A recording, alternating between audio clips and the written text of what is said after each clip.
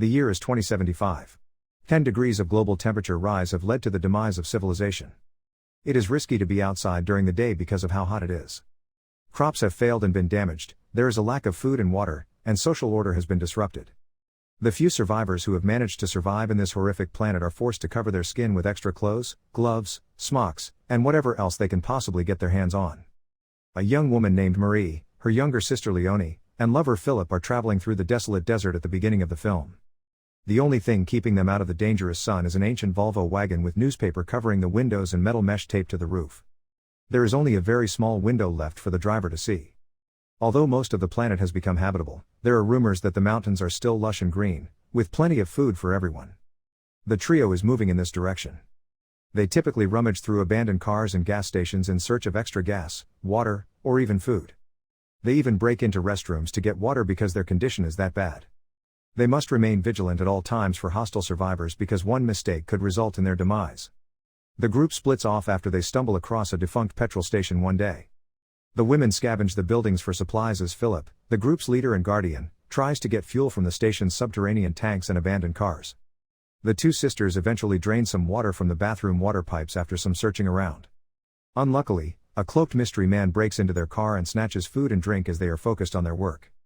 Instantly realizing this, Marie yells for Philip, who is still attempting to get gas from the subterranean tank.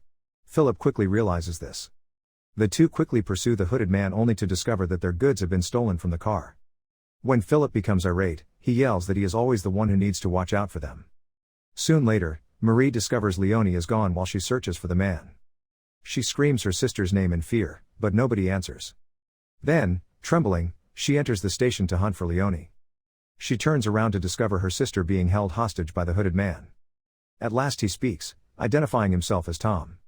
He then commands Marie to be good and put down her weapon.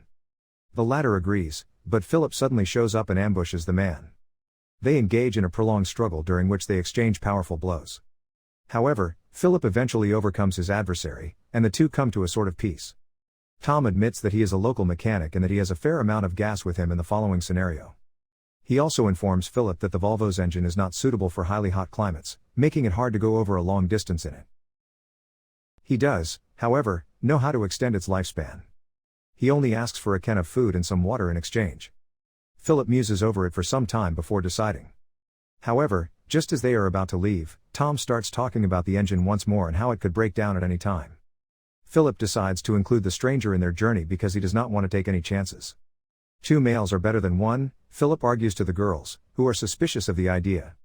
After some time, the group sets out on its quest.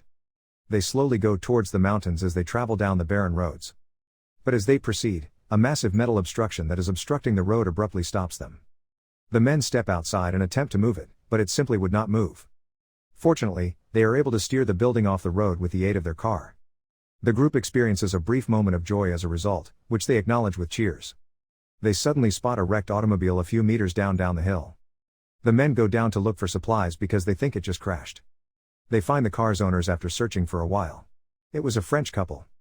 Additionally, they discover some unused water, gas, and food.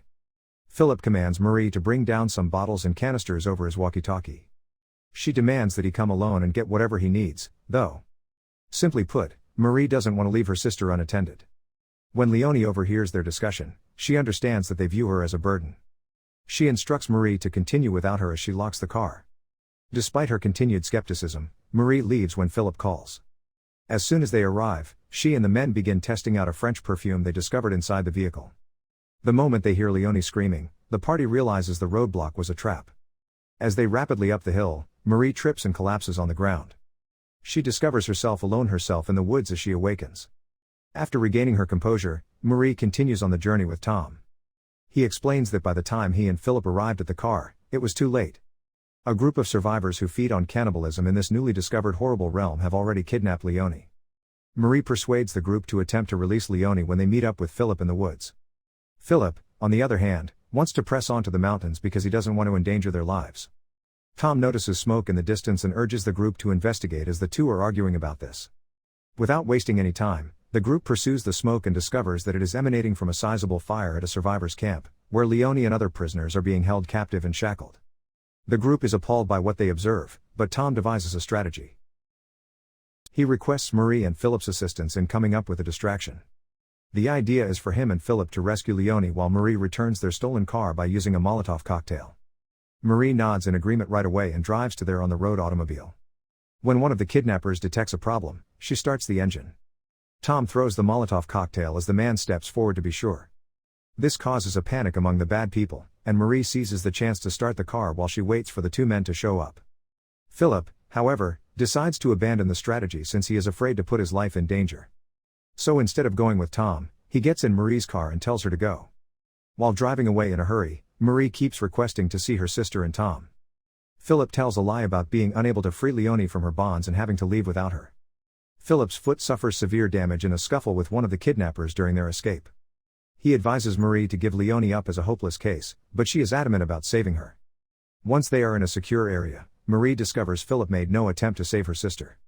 She then makes the decision to go looking for Leonie by herself. After some while, she eventually finds Leonie's bag in a culvert. This indicates that the scavengers live close. Then Philip, who apologizes for deviating from the plan earlier, emerges hobbling from the background. He assures them that they will search for Tom and Leonie together. However, Marie insists that Philip remain in the tunnel until she can call for assistance because he is too hurt to leave it. He complies because he has no other option. After that, Marie goes outside in the hot heat in search of her sister and the scavenger Tom. She seeks sanctuary in a nearby demolished church because of the oppressive heat. She then passes out on the floor, and an elderly woman named Elizabeth wakes her up a few hours later. Marie is understandably afraid of the new person, but Elizabeth soothes her and provides her some water. When the two begin conversing, Marie shares her predicament. She explains that she is searching for her sister and a friend since they were kidnapped by some barbarians. Although Elizabeth admits she hasn't heard of such barbarians, she nevertheless pledges to assist. She demands Marie visit her farm and rest first though. The latter soon succumbs to Elizabeth's charm and accepts her invitation to go with her. She asks for assistance and discloses Philip's location. Later, as Elizabeth informs Marie that all of her livestock have perished due to the heat, we see her barn. There isn't much food, so their family relies on a nearby pond where they've domesticated some fish to survive. The woman at first greets you and shows you around the house. Marie is then brought to a room where she can spend the day sleeping. Marie swiftly nods off from exhaustion only to wake up stuck in the space. She can see a little boy and his companion engaging in a sword duel through a small hole. She leans in closer to observe what appear to be about hostages who have been kidnapped. Marie witnesses the bringing in of a hurt Philip into the barn. At this point, she discovers that Elizabeth and her family are actually the ones who have been kidnapping people and establishing ambushes and roadblocks. Elizabeth abruptly unlocks the door and storms inside. She says that since they are out of options right now, Philip will be used as his meat. Due to their youth and beauty, Marie and her sister Leonie will be spared. They will, however, be compelled to wed Elizabeth's sons. Marie tries to fight back but is unable. Then Elizabeth invites her to wear the blue dress she has placed on the table during supper. She further warns that anyone discovered attempting to flee will be promptly put to death and fed to her family as punishment before closing the door. Marie scans the space after she departs in search of an exit. The door suddenly opens once more, and it's Leonie. Finally reunited, the sisters give one another a warm embrace. Marie says she will cry them out, but she has tears in her eyes. The two sisters then start weaving a rope out of their garments in preparation for their escape attempt by jumping out of the window. Sadly, the door knocks once more, and Marie quickly tells her sister to act like she's asleep. Miha, Elizabeth's son, answers the door and announces that he is there to help treat Leonie's injuries. However, Marie unexpectedly kisses him as soon as he approaches the window, where the sisters are plotting their escape. She smacks him with a sizable chunk of wood as he becomes disoriented. Miha starts to choke her after becoming hurt and enraged. However, Leonie slams a large object on him just in time to knock him out. The two sisters then hastily get ready to jump out the window. Leonie is advised by Marie to leave the window first and go for cover in the woods. After the younger sister agrees and leaves, Marie hears a knock on the door. She makes the choice to remain in the background and handle the situation expertly. The blue dress that Elizabeth left for her is what she changes into next. Marie goes downstairs shortly after and runs into Elizabeth as she's busy making dinner.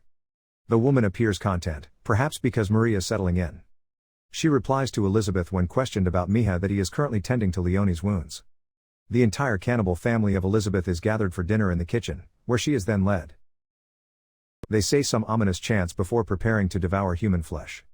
Additionally, Marie receives a dish, and everyone is anticipating her introduction. She attempts to flee the family out of fear, but Miha, who has regained consciousness, stops her at the door. Marie is shackled and placed in the abattoir in the next scene. She notices Philip, who is likewise bound across the room, there. Soon later, Miha shows up and kills Philip, intending to use his body as food. Marie is able to free herself and steal a knife from Philip's clothing as the bloodthirsty Miha exits the butcher. Following her escape, she enters the barn through a locked door and discovers a large number of prisoners, among them Tom. They all immediately begin running, with the cannibal family pursuing them. Tom engages in combat with and eliminates some of the kidnappers. Tom saves Marie by assaulting the kidnapper from behind as she is about to be struck by one of them.